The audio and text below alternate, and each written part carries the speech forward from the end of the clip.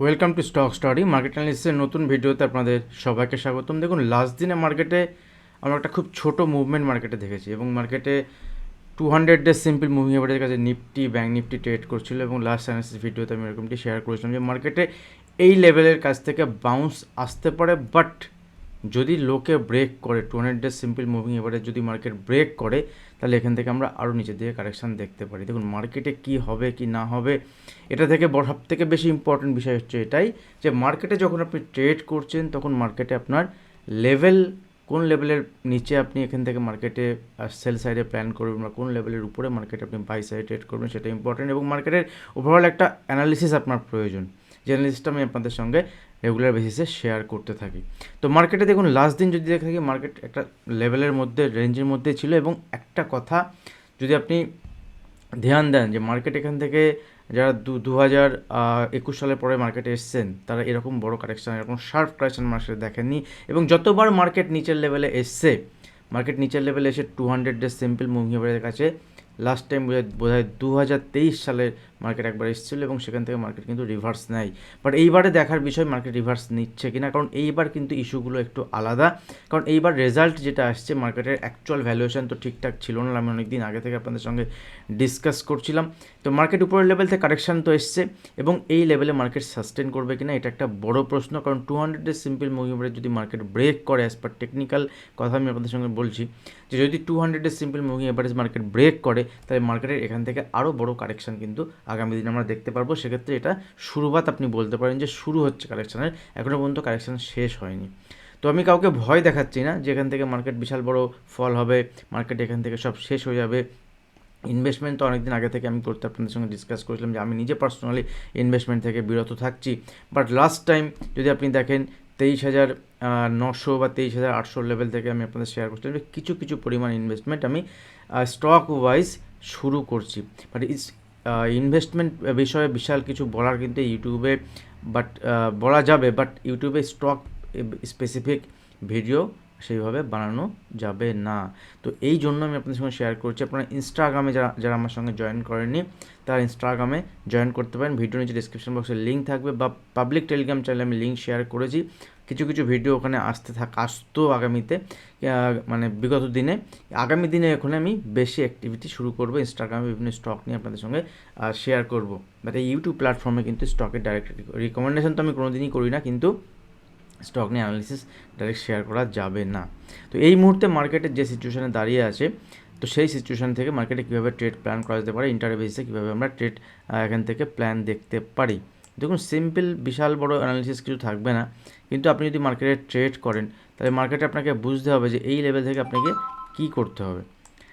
দেখুন, এখান থেকে একটা টেকনিক্যাল বাউন্স মার্কেট এক্সপেক্ট করা যেতে পারে, যেমনটি লাস্ট আমি আপনাদের সঙ্গে শেয়ার করেছিলাম এই লেভেলে, যখন 23,800 লেভেলের কাছে মার্কেট ছিল, এবং 23,800 লেভেল থেকে মার্কেট এখান থেকে প্রায় 500 পয়েন্টের রিকভারি মার্কেট দিয়েছিল, এবং 500 পয়েন্টের রিকভারি দেওয়ার পরে কিন্তু মার্কেট এখান থেকে আবার ফল হয়ে যদি আপনি দেখেন তাহলে 24,500 থেকে মার্কেট আবার 23,500, মানে 500 পয়েন্টের রিকভারি দিয়ে 1000 পয়েন্টের ফল। তো সেম যদি এখান থেকে মার্কেটের যদি উপরের দিকে মুভমেন্ট হয় তাহলে মার্কেট এখানে কতদূর পর্যন্ত আসতে পারে না, এখানে 23,900 পর্যন্ত মার্কেটে একটা উপরের দিকে লেভেল দেখাতে পারে। 23,900 থেকে 24,000 লেভেল, এর উপরে তো এই মুহূর্তে আমি মার্কেটকে দেখছি না।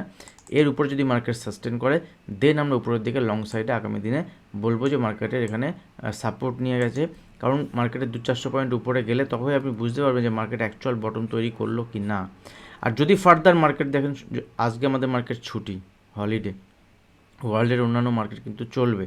ফার্দার যদি দেখেন এখান থেকে নিচের দিকে মুভমেন্ট হচ্ছে, 23,400 নিচে মার্কেট আসছে, 23,350 থেকে 400 লেভেলে আসছে, প্যানিক সিচুয়েশন তৈরি হয়েছে। এই লেভেলে কিন্তু আমি অ্যাগ্রেসিভ সেলার থাকবো না, এই লেভেল থেকে মার্কেটে বাইংয়ের দিকে প্ল্যান করব। কারণ মার্কেটে বাইংয়ের দিকে প্ল্যান কেন করব না, অনলি ফর বাউন্সের জন্য, এবং সেই বাউন্স যদি আসে মার্কেটে এখান থেকে 400-500 পয়েন্টের শার্প বাউন্স 1-2 দিনের মধ্যে 3 দিনের মধ্যে আসতে পারে। না হলে মার্কেট এখানে যদি কনসোলিডেশন করার পরে উপরের দিকে মুভমেন্ট হতে পারে।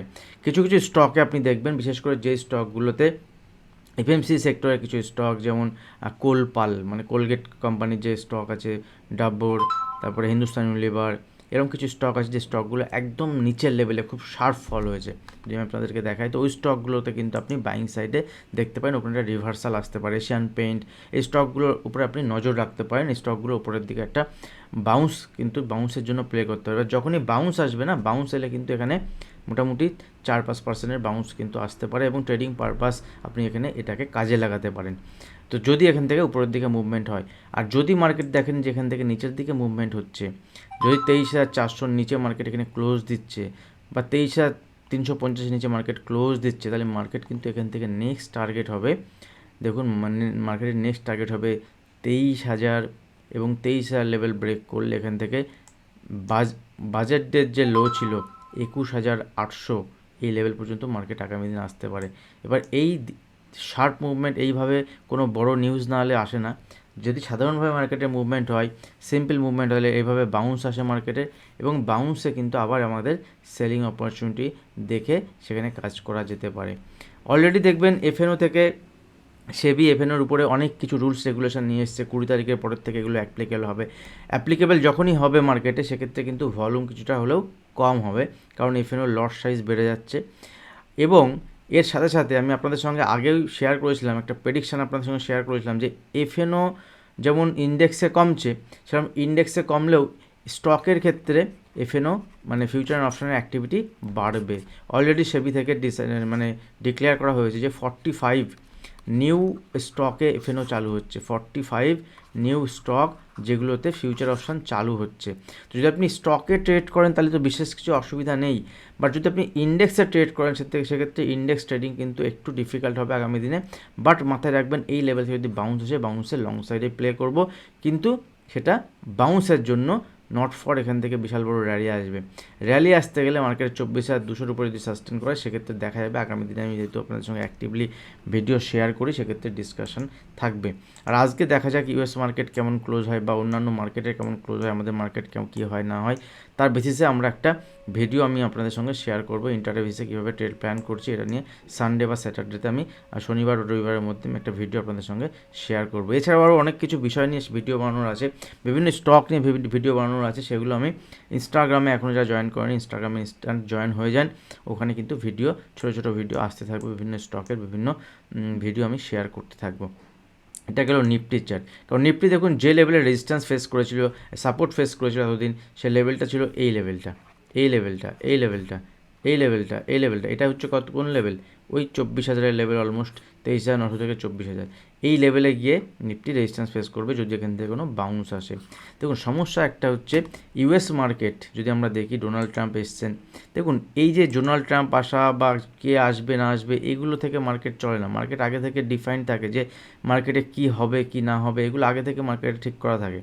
তো এই ডোনাল্ড ট্রাম্প আসার পরে মার্কেটে উপরের দিকে মুভমেন্ট হয়েছে। যদি ওয়ার্ল্ড মার্কেটকে দেখি, ওয়ার্ল্ড মার্কেট একদম টপে চলছে এবং লাস্ট দুদিন ধরে একটা কারেকশান আমরা ছোটোখাটো দেখেছি।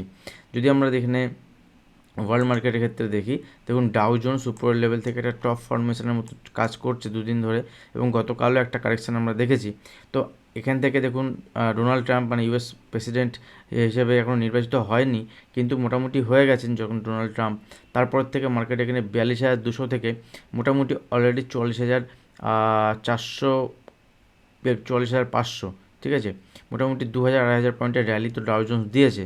এবার যদি এখান থেকে কারেকশান হয়, এতদিন পর্যন্ত আমাদের মার্কেটে কারেকশান হচ্ছিল নিফটিতে, ডাউ জোন্সে বা ন্যাসড্যাক বা ইউএসের যেসব ইন্ডেক্স আছে তাতে কোনো কারেকশান হয়নি।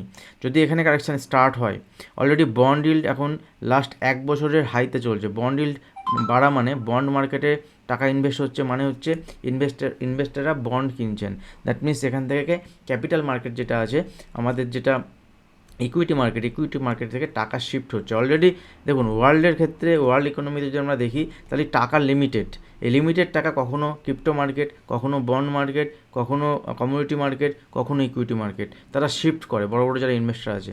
তো যদি বন্ড এখন 1 বছরের হাইতে থাকে, 1 ইয়ার হাইতে থাকে, দ্যাট মিনস বন্ড মার্কেট যদি শিফট হয়, তাহলে ইকুইটি থেকে টাকাটা ওইদিকে যাচ্ছে।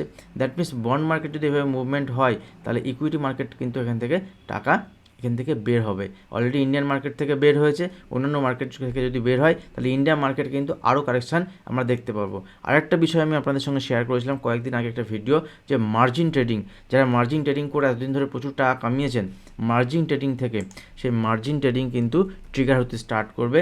যারা মার্জিন ট্রেডিং করতেন তাদের এই 22,800 22,900 নিচে তাদের মার্জিন যে পজিশান আছে, সেই মার্জিন পজিশান থেকে তারা কিন্তু বের হতে স্টার্ট করবে, কারণ অটোমেটিক তাদেরকে ওখান থেকে বের হতে হবে। এবং যখন তারা এখন থেকে বের হবে তারা মার্কেটে প্যানিক সেল হবে।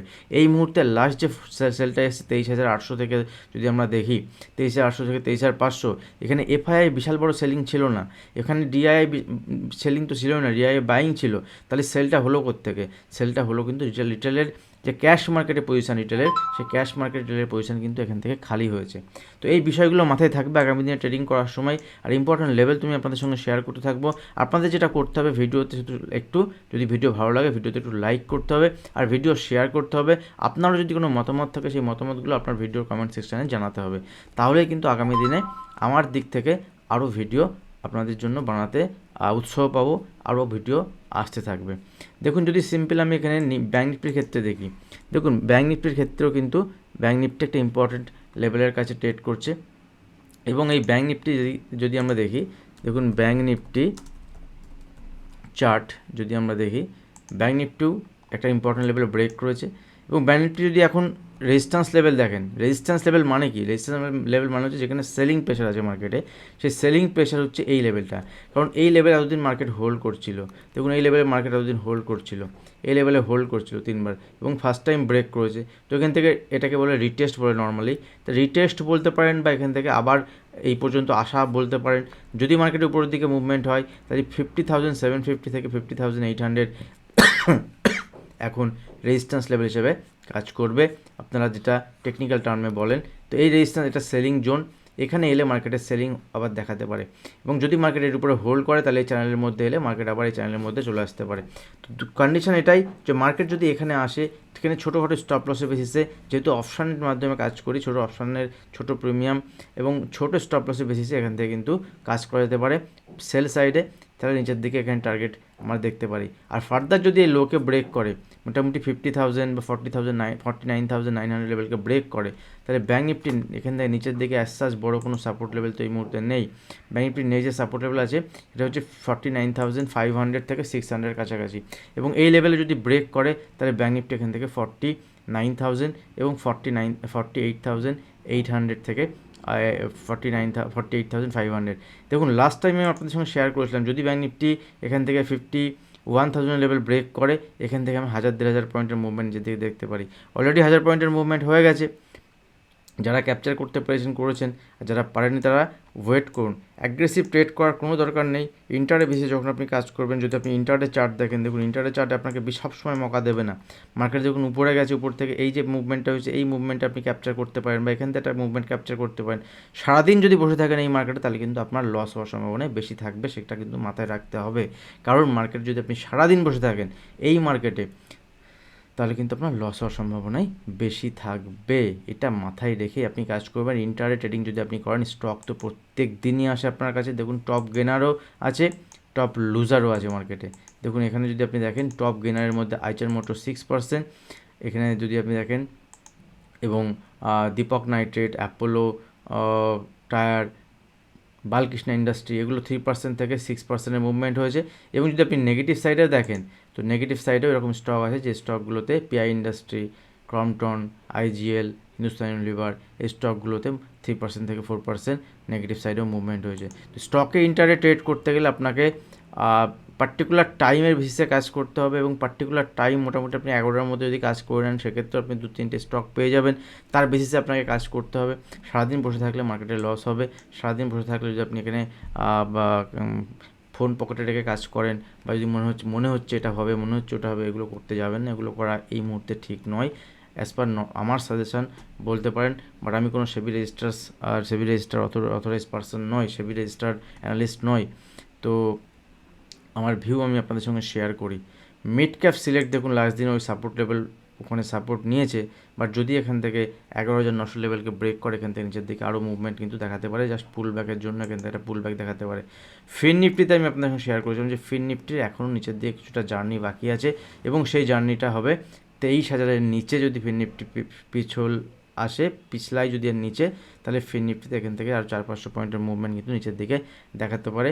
নাহলে যদি এখানে বাউন্স আসে, বাউন্স এলে 23,500 লেভেল পর্যন্ত এখানে বাউন্স দেখাতে পারে, 23,500 থেকে 550। ভিডিও ভালো লাগলে অবশ্যই একটু ভিডিওতে লাইক করে দেবেন, শেয়ার করবেন, আপনার মতামত কমেন্ট সেকশনে জানাবেন। আরও অনেক কিছু বলার আছে, তো সেগুলো আস্তে আস্তে বলবো। আর ইনস্টাগ্রামে যারা এখনও জয়েন করেননি, ইনস্টাগ্রাম দেখবেন লিঙ্ক দেওয়া থাকবে, ওখানে জয়েন করে নেবেন।